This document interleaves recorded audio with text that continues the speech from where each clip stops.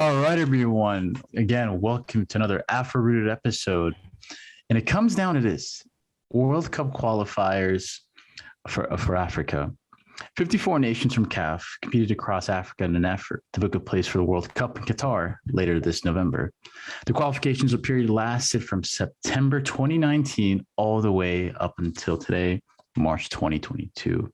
10 teams are now fighting for tickets to Qatar, with 5 teams being guaranteed a place on a plane to Qatar, and 5 having to wait for the next World Cup cycle. A rematch for Salah and Mane, who just competed in last month's final at AFCON. Cameroon, who finished third at AFCON, are facing Algeria, who had a shaky 2022. And other ones to mention, Nigeria and Ghana with a great face-off, Morocco and Congo, and Tunisia and Mali. Joining me today, I have EU, who will be one of our hosts, and also Kenea as well. Welcome, boys. So, boys, how are you guys feeling? It's that period again. We finally reached the climax of the last 10. And we're going to see who we're going to find. We're going to be going down. We'll start off with Senegal and Egypt. We had a really tough final last month in AFCON, and now we've been looking forward to this matchup. How do you guys feel about this?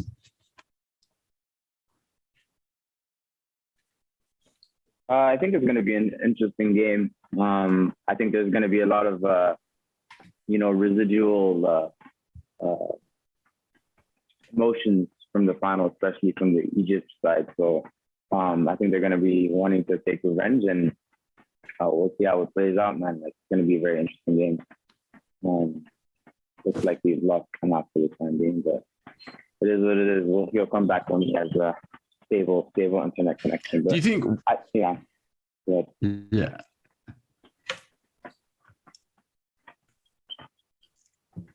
So for you, an example, can you imagine a World Cup without the champions of Africa? It's happened before, and it's happened before in past World Cups. But do you think it'd be a big shock if Senegal didn't qualify for this World Cup?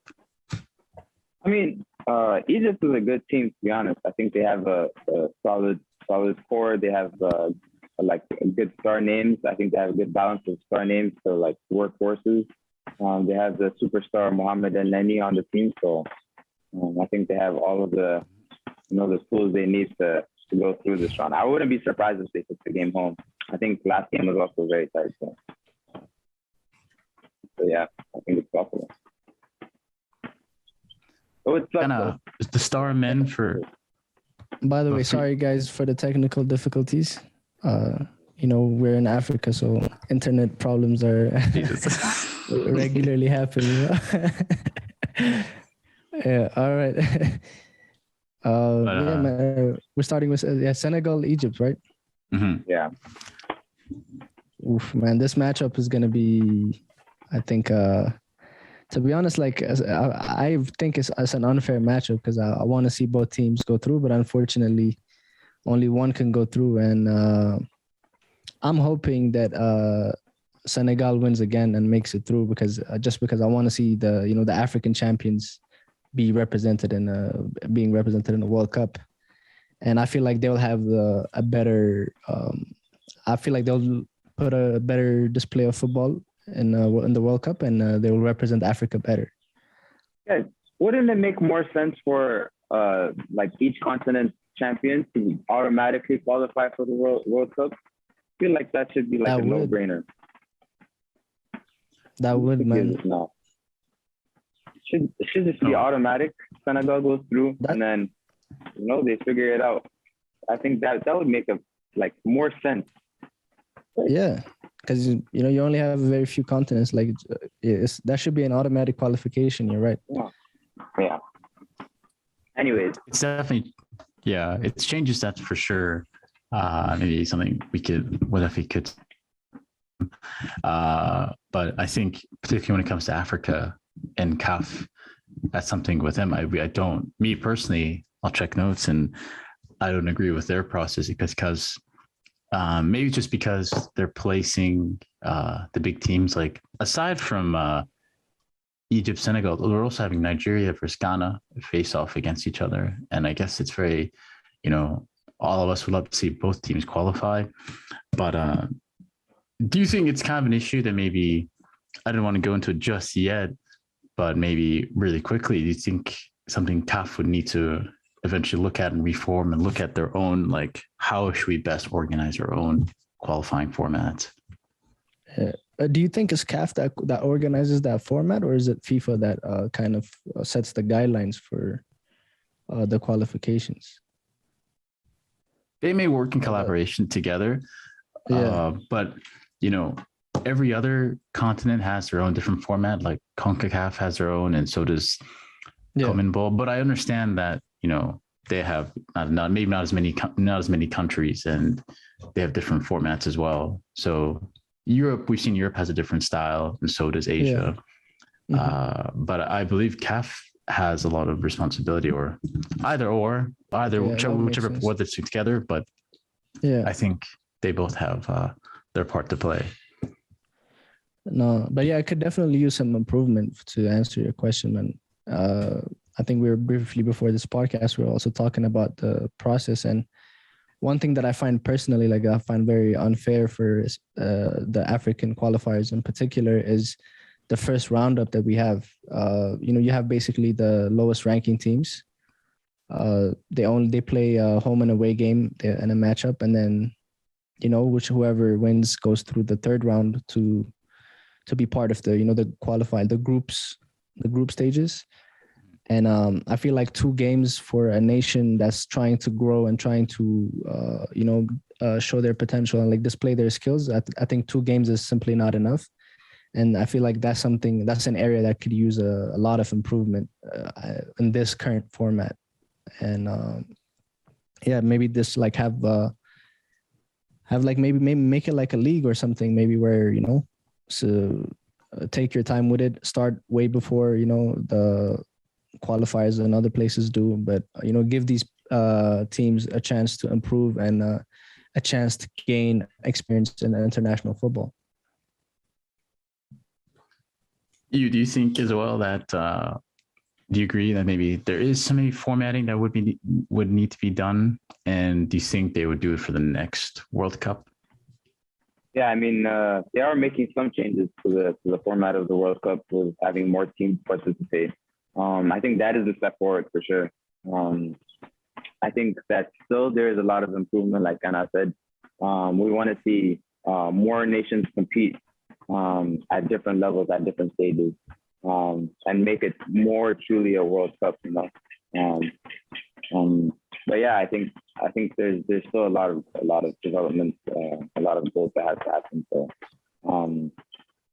I think, but it's a big organization. I think they're always going to be slow to change. And the more we hear, I've heard a lot of different podcasts and articles speaking specifically about Africa, saying that Africa deserves more spots, for example, in the World Cup. So it's going to be interesting to see the way it plays out. One person that also did speak up really loudly was South Africa's manager, saying that it doesn't make any sense, because he lost his job with Cameroon after he didn't qualify for the World Cup, having won the AFCON the previously. But now he's saying that it doesn't make any sense that Africa has 54 nations, but only 5 spots in the World Cup. So moving back to the game, Egypt versus Senegal. The first game takes place in Senegal. Do you think that's going to play in their favor? I know traditionally they say that it's usually the team that plays home the second leg, but knowing how defensively strong, stable both teams are, how do you think? How do you foresee it going? If you had to make a bold prediction, I'd say. Yeah, for me, I think that Egypt wins first leg, and then Senegal absolutely batters on second leg at home. Kenea, do you agree with that, or? do you feel a bit differently about it? Slightly different. I think they're gonna draw the first game. Oh yeah. My then, apologies. I just noticed the first game is in Egypt. That's it's in Egypt. Yeah, Yeah, Egypt. first game yeah, is it's in Egypt, Cairo. So I see what you mean when you said batter them at the second game. My Yeah. apologies. That's all good. So for first game, I think is gonna be a draw, and second game, I think Senegal has got this at home, and I think they're playing in the new stadium that's been inaugurated recently. State of the art stadium that they just finished. So yeah, I'm looking forward to that. So yeah, this first leg taking place March 25th, 2022. Second leg to take place March 29th. Okay, and again, so moving in there. So any other points maybe you wanted to cross? I think wanted to highlight both their paths real quick. Yeah, especially I think both teams have had a really impressive qualification periods and even great years. Egypt, for example, I think 0 losses, 4 wins, 2 draws, while Senegal, for example, they've had 5 wins, only 1 draw. So they both deserve their right to be here. Yep. Anything you want to notice about some of their top goal scorers or top performers aside from maybe Mane and Salah? I mean, to start with Senegal, like you said, I think they pretty much only had 1 draw and 5 wins, which means they're undefeated, clear dominance of the group, and a particular player that stood out in these qualifiers for me was Famara Jeju, which we saw in the AFCON as well. Obviously Sadio Mane and Ismail Assar. So they all scored. Sadio Mane and Ismail Assar scored 3 goals, and Famara Jeju was able to score 4 goals, including a hat trick versus Namibia. So, and obviously the Senegal squad is just I can't stop naming the players if I start right now. Like I think they just have a stacked team, and then they're just a great collective right now, and it seems like they found a really great team spirit, and their manager Aliou Cisse, I think, has done an amazing job in these past 7 years to get to this point, and I think they're gonna show us some good performances. So what happened in the last World Cup as well? You want to see them go through, You're absolutely right. So. Last World Cup, it felt like they were unfairly. They had a decent group, but it just by goal difference, I believe, or just they're on the same points, or I think it was yellow card, something ridiculous. Yellow cards. That's it.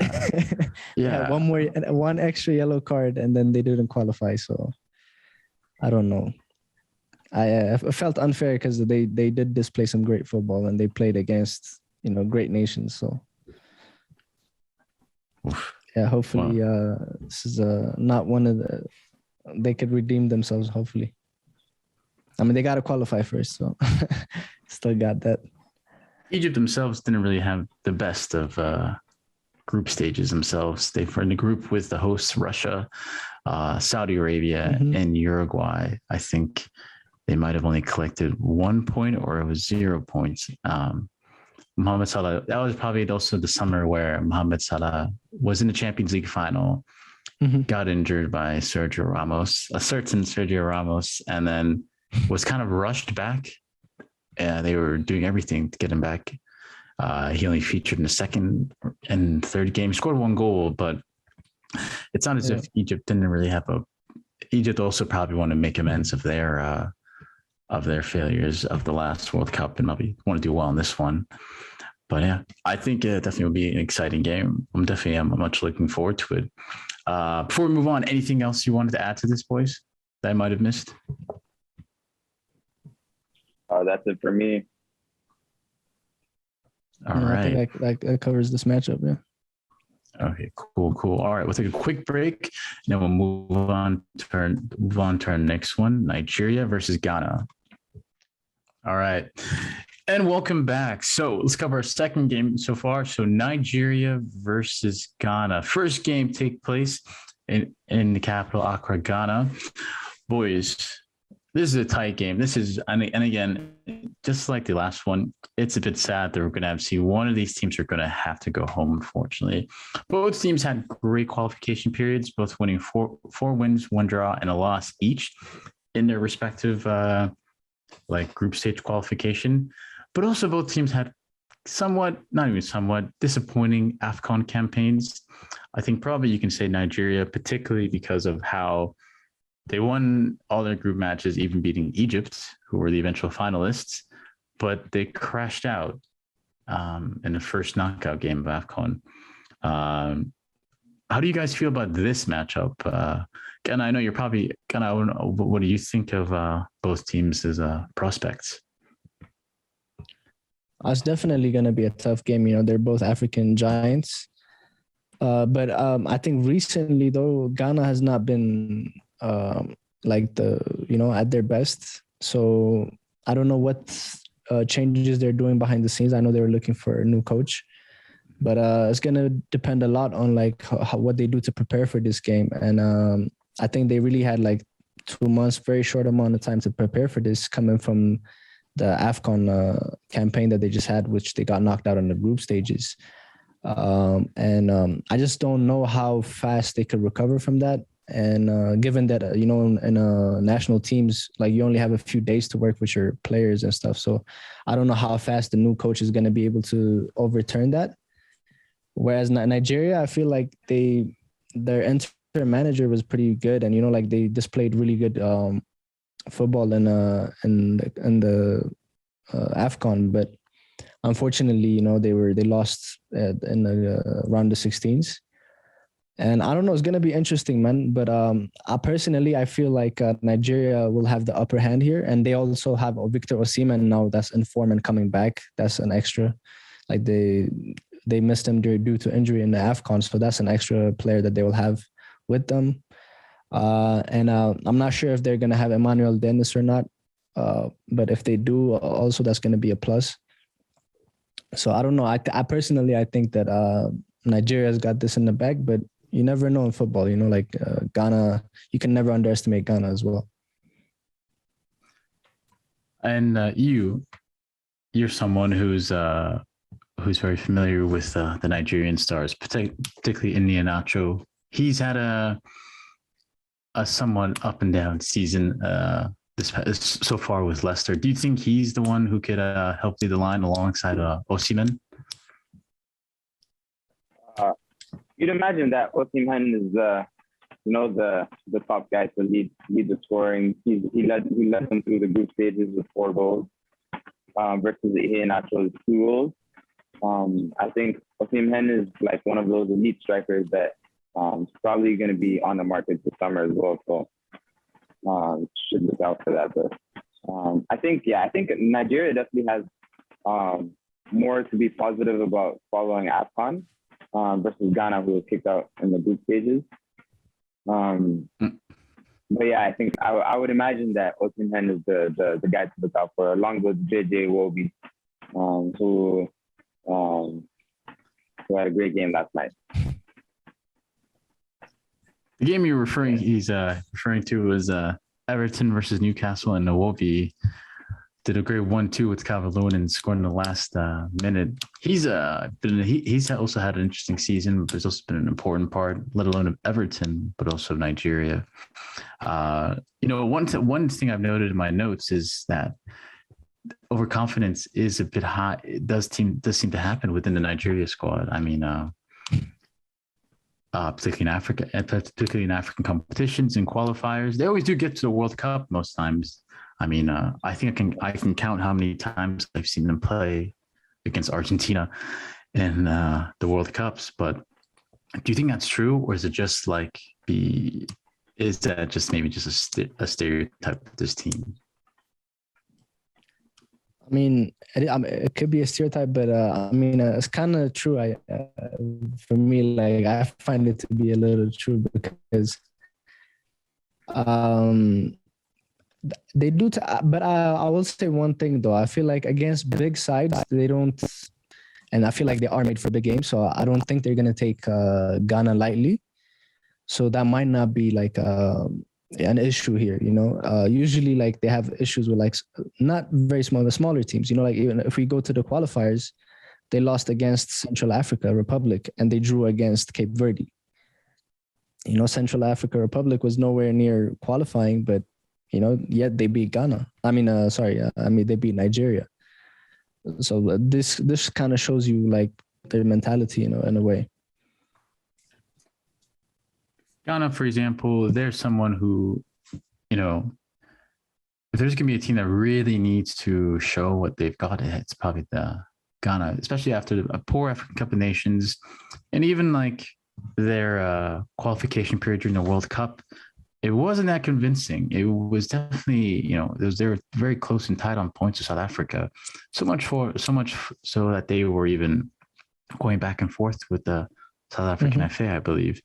Do you think they have a little bit more in terms of, this team has to, especially I'm more worried about like how do people back in Ghana perceive their national team, because they haven't been as convincing these last 2 years with their performances.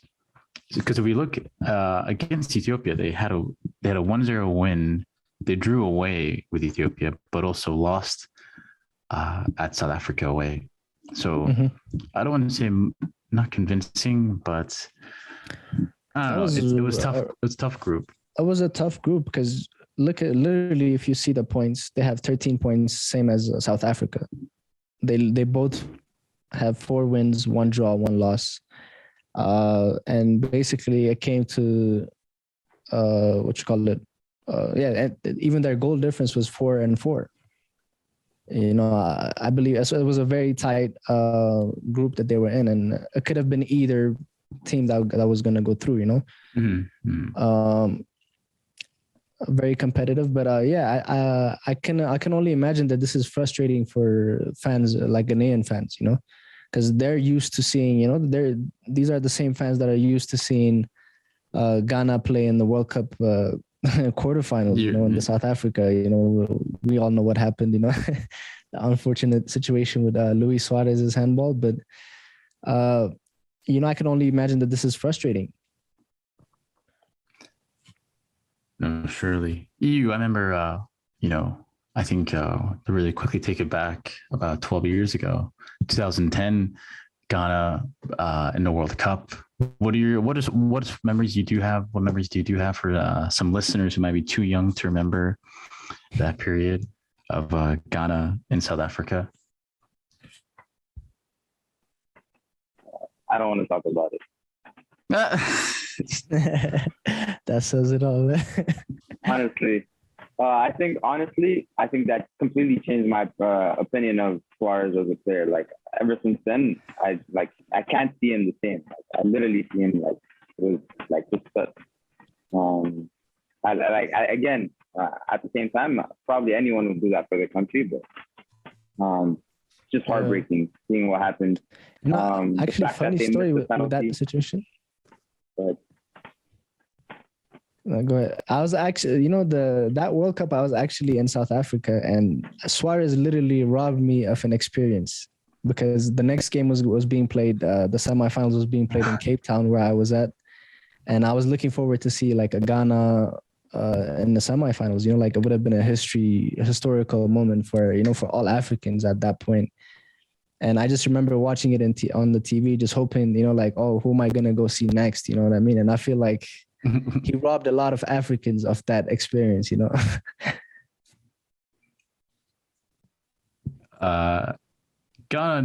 in that World Cup had an amazing run. They had a great 2-2 draw, I believe, with Germany, and also extra time winner against the United States in the knockout rounds. And I think everyone, the whole not even like the whole continent, but majority of fans were supporting, besides like African fans, but a lot of people really wanted to see Ghana make it to the semifinals. Luis Suarez, I think if you don't understand the moment we're talking about, ladies and gentlemen, it's the moment where it's the end of the 90th minute, I believe, or it's the 120th minute, I'm not sure. There's a goal line clearance, but Luis Suarez hits it back with his hands. He gets red carded. And then as he walks away, Luis Suarez just waits to watch the penalty. Asamoah Gyan stands up, takes the penalty, and hits the crossbar. Everyone is deflated. Eventually, Ghana goes off to lose in a penalty shootout to Uruguay, and Luis Suarez became a national hero off of that. But a celebration, man. His you know, the way you remember how he celebrated, like going out. It was like, that's I still have that in my head. You know what I mean? Like that keeps playing over and over again in my head. Like every time I hear about that game, it's like it's not even him touching the hand. Like it's his celebration is what goes is like, you know, it's like on a loop in my head. Yeah. Even I feel a little bit like PTSD. Just think about that match. So, but yeah, before we move on, is there anything else you wanted to add about this great encounter?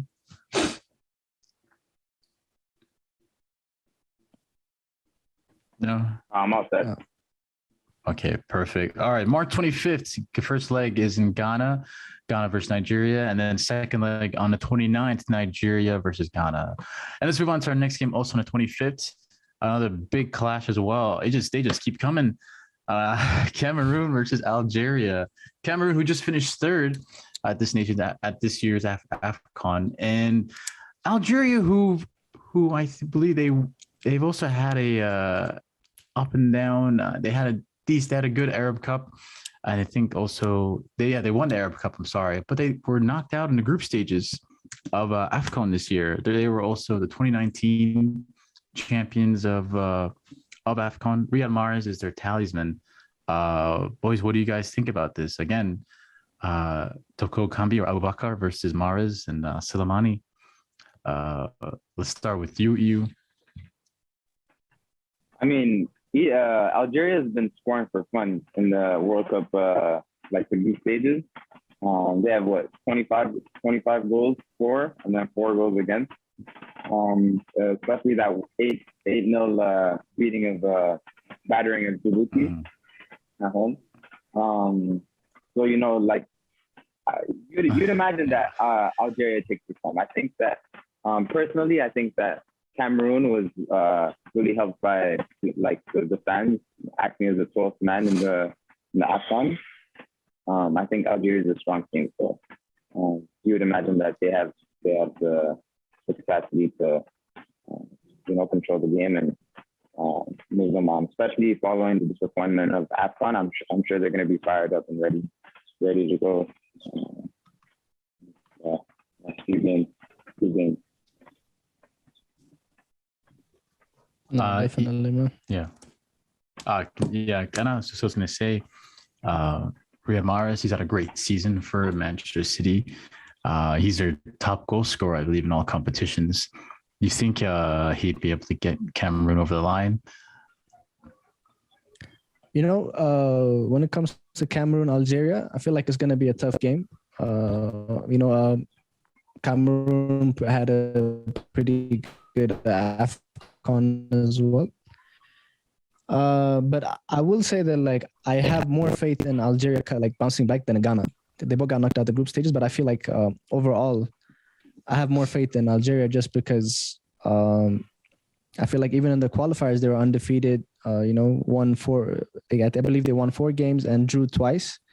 And they drew twice against Burkina Faso, which is very understandable. You know, they come from a very tough group. You know, Burkina Faso actually was undefeated as well, but the only reason they didn't qualify was because they had an extra draw against Niger, I believe. So they had 3 wins and 3 draws. So I feel like Algeria is going to be really, like, you know, confident. Like you said, like they have great characters as well, like Riyad Mahrez. You know, Islam Slimani, who plays really good for Algeria. And I believe he was the top scorer with 7 goals. Mahrez had 5 goals.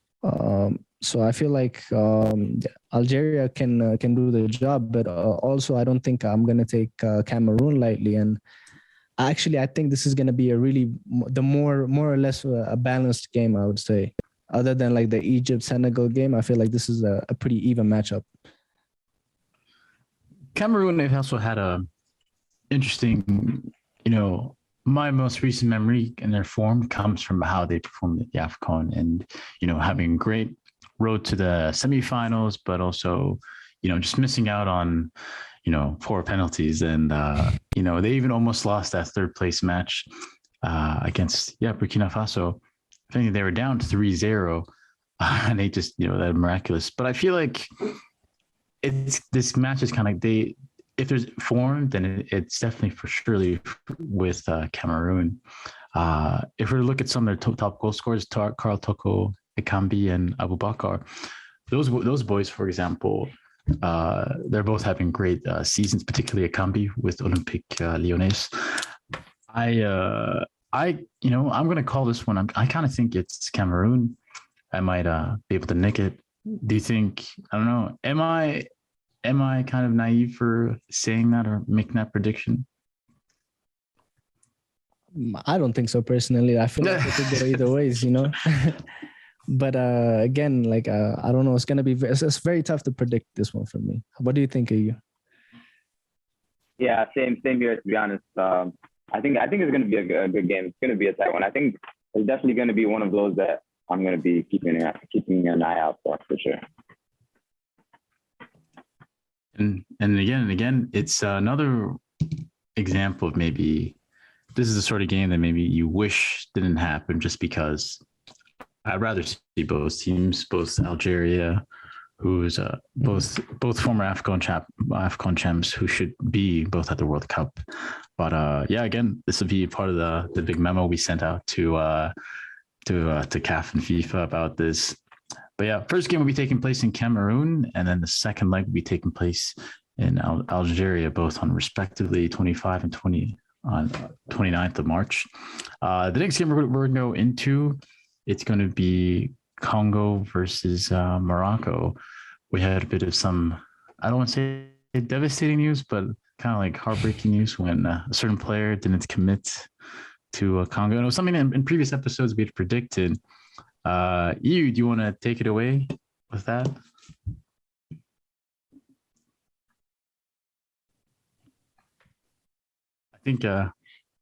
I think you're on mute. You're on mute. Sorry, there's too much background noise for me to stay unmuted the whole time. I thought it was a done deal, to be honest. Kind of sad that we're seeing Nkunku has been called up to the French national team and he's committed to them. I'm not sure where the source, I need to check my sources, I guess, but I'm not sure where the source that we had quoted was from, but it looks like Nkunku has decided that he's going to be playing for France, and Congo is left to without another one of their potential superstars. I think they still had a solid group stage, so and they made it through the group stage without him. So hopefully they can kick on and keep moving. But it's really tragic because Nkunku has been having a beautiful season, and I think he's really cemented himself as one of the exciting forwards to look out for the next few years. So it would have been really cool to see him play for Congo, and especially with the timing and everything. I thought that would have been perfect. Just get them through to the World Cup, and then become a legend and just kick on. But and it's making us look bad as well. Like after we had discussed it and everything on the one of our previous episodes, he's out here making us look silly, horrible. No, the Congolese Federation definitely has a lot to do in terms of like convincing these players, because they have so many like great players in their diaspora. I feel like what it takes is for them to kind of draft up like a certain project. I think I've said this before on our episode, but they just need to really emphasize the fact that they have so many players in the diaspora, and then like bring them together. I think that's what's missing. It's not that they don't have players that are not from there, but it's just a matter of like bringing them together and convincing them that this is a team you want to play for. And I don't think they have done that as a federation, and they have a lot of homework in terms of that. I feel like if it was a team like maybe like a Nigeria or Ghana, maybe they would have an easier time convincing them. Like we've seen a lot of Nigerian players like come in because you want to be on a team like that because they're gonna go through and do something in there. But I feel like Congo has all these players, but they just don't have a decent project. Congo qualification came probably from one of the most competitive groups in this World Cup qualification. They finished off with 11 points, 3 wins, 2 draws, and 1 loss. Every team in that group had at least 1 win. And that is an important thing to mention just because of how difficult and the jeopardy with 9 goals scored and just 3 goals conceded throughout. So they had a tough time. They were in the group with Tanzania, Benin, Madagascar. So they've definitely wasn't easy for them. What would you say who is their standout player for someone who isn't too familiar with Congo? Ghana. Stand-up player, I want to say is their captain. Let me go for his name. The captain, I believe his name is Mbokani. Yeah. Mbokani. Mbokani, 36-year-old. He's 36 years old. They know a lot of experience, and he's a legend in Congolese football. And I feel like he still was like carrying the team, I would say, for the most part. I believe they have Yannick Bolasie that plays for them too. I don't know if he did much in the World Cup qualifiers, but I think he might be coming in the next round. But I think he plays. What's his name? Mbokani plays in Kuwait right now. Mm-hmm. So I mean, it's not really a top league, but when it comes to national team, everything changes. We saw Vincent Aboubakar doesn't really play for a great team right now, but we've seen him, perform for his national team. So I'm expecting a similar thing from him, from Mbokani. So that's who we could look out for from the Congolese side, in my opinion. And not Christopher Nkunku. No, sadly. Nkunku will. That's okay. We'll still be supporting him and rooting for him to do well.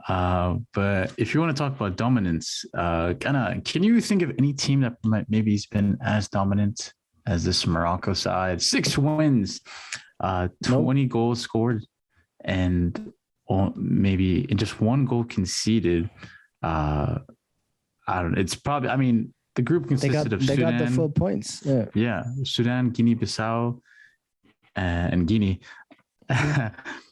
It was 20 goals in World Cup qualifying. It sounds like you're playing in San Marino. No, I'm just kidding. No, but what do you guys think of this Morocco side?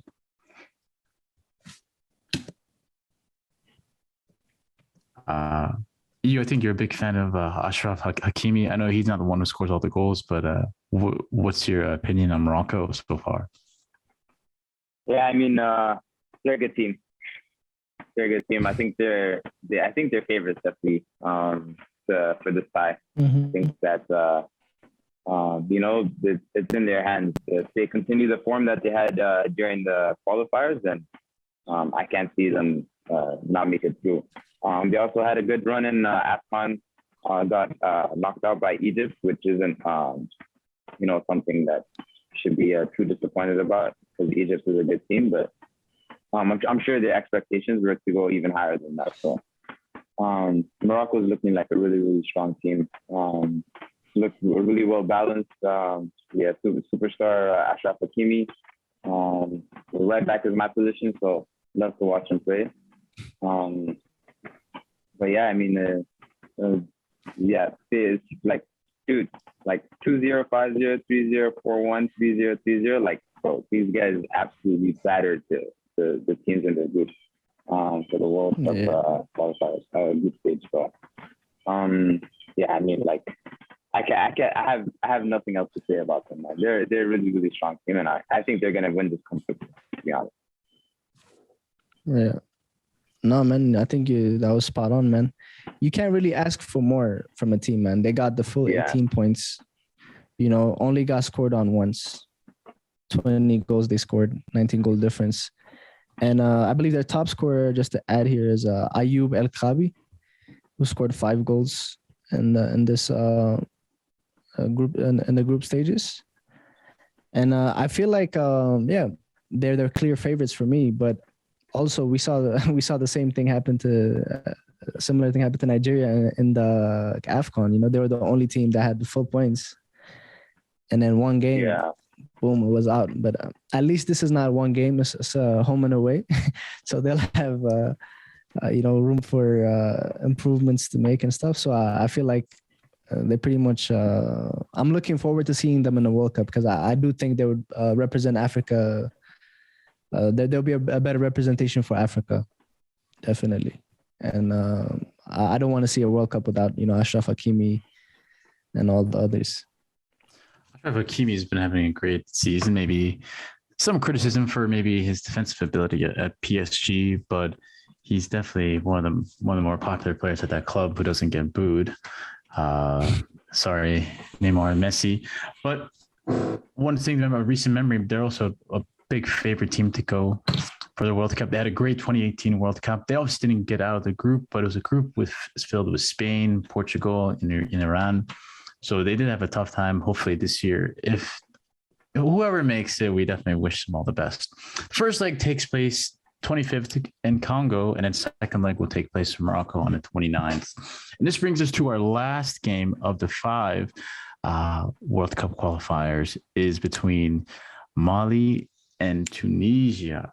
Tunisia had also a decent, very great World Cup, great AFCON, and also reaching the Arab Cup finals, but losing out to Algeria in extra time. Let's start off with Tunisia. 13 points, 4 wins, 1 draw, and 1 loss. Obviously, we know them pretty well. We've seen them in previous World Cups and AFCONs. Very great tournament team. And even one of, a young Hannibal who plays for mine and Kena's team, Manchester United, will hopefully be on that roster for them. Let's start with Kenea. So Tunisia, obviously they're favorites and they've had a proper qualification tournament, but what do you think of their odds against Mali? To be honest with you, I don't think they're clear favorites when it comes to playing against Mali, because we also saw the AFCON. I don't know, this is my personal opinion, but Tunisia is definitely gonna come back with, like, they want revenge for what happened in the AFCON. We all remember the dramatic incident with the referee who blew the whistle twice before it ended. I was hoping to go without mentioning that. We can't go without mentioning that, man. They have a recent history, so they're definitely gonna come in, trying to prove a point, and they're gonna want to leave their mark, and obviously they want to play the World Cup. But Mali is actually the only team that hasn't conceded in the qualifying stages. I believe they scored 11 goals and they conceded 0 goals. Undefeated. They won all their games except one, their second game against Uganda, which they drew 0-0. But I think that's a pretty impressive. Other than Morocco, I feel like the second impressive team for me was Mali, just because they hadn't lost any game and conceded 0 goals. So they're going to be tough to beat, And and they also have a lot of. They may not have like these superstars, but they have a lot of like decent players that play in like these great leagues. In Salzburg, we have a few. I believe like we have 4 Malian players in Salzburg, or 3. Oh yeah, and, including Kamara, and we also have Amadou Haidara plays for Red Bull Leipzig. You have Yves Bissouma, obviously, that plays in the Premier League.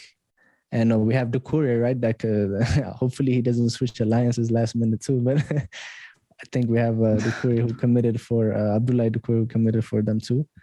So I'm expecting to see a great Mali against Tunisia as well. And I feel like this is another kind of sort of an even matchup as well. And I had a question. So these World Cup. It's African World Cup qualifier matches. They're very cagey. They're very like tense. The fans get on your backs. how important do you think defensive stability will be for Mali? But also, we know Tunisia is a very defensive team as well. Like, how do you think? Do you think this is a game for us to watch if we're expecting goals, or what do you think? I mean, I wouldn't say I know too much about how Tunisia plays, but you would imagine that, defense is important. They say defense wins championships. And I think it's going to be, I can't say for sure how the game is going to play out, to be honest. I think it's definitely one of those where if you're looking for both teams to actually feel like they can qualify, this is going to be one of those games, I think both teams will feel like they have, the potential. They have the form, and it's going to be an interesting watch. I can't say for sure if it's going to be goals, but we don't just watch football for the goals. It's going to be interesting to see the way the both managers decide to set up their teams on the players that they pick. As Kenea said, Mali may not have this huge superstars, but they do have a lot of good team cohesion, and they also have a lot of players playing in mid-level France teams. So personally, I think that Mali makes this group based on their form, but yeah, it's going to be interesting to watch for sure. Most definitely. Yeah, go ahead. Kenea, sorry, didn't mean to. No, I was going to say.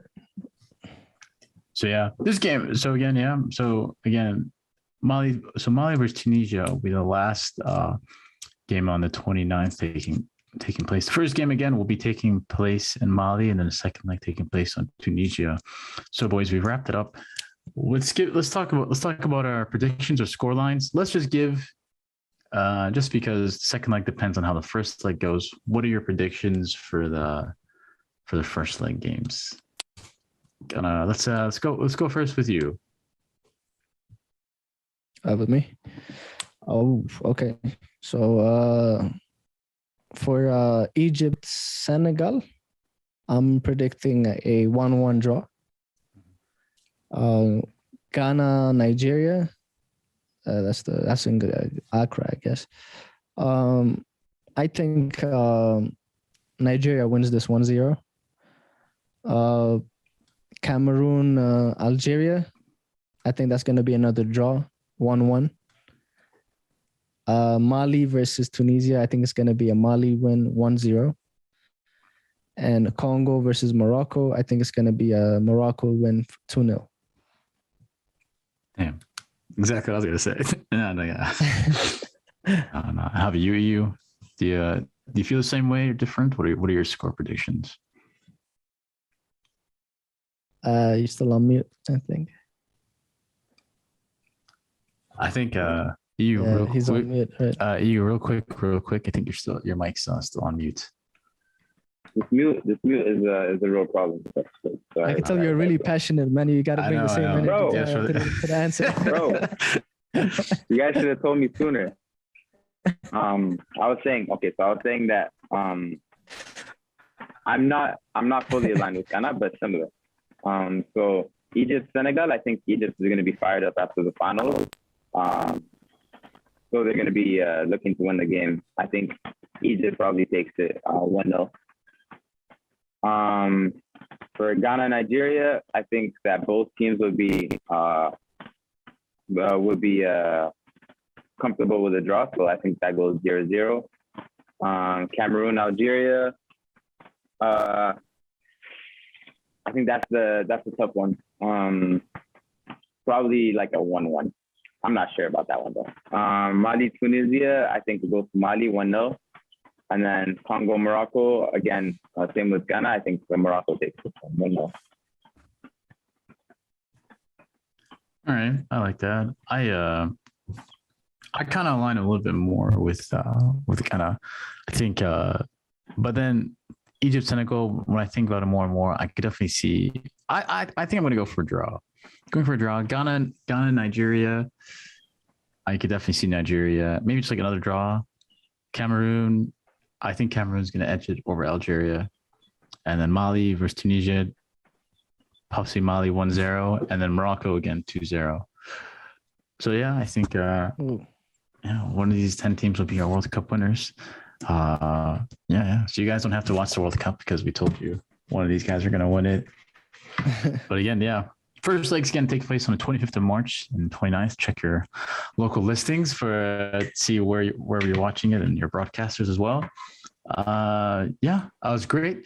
Boys, anything else you wanted to mention or say real quick before we conclude and say goodbye to our viewers and listeners? Let us know what you think about the fixtures. Who do you think is going to win? Definitely, man. Talk to us. In the comments, just thank you guys for following us as well. And man, I really enjoyed doing this episode as well. I feel like this is one of our best ones yet. World Cup is around the corner, only happens once every 4 years. So let us know what you guys think, man. Yeah. Every 4 years, this will be one of the most, every 4 years, it's definitely a special tournament's going to happen. And then we know for sure the next format will be different. It won't just be 10. It won't be 10 teams fighting for 5. It'll be maybe 18 fighting for 9 as well. But again, this concludes this episode. We look forward to the next episode right after. But hope you guys all have a great week and enjoy the football.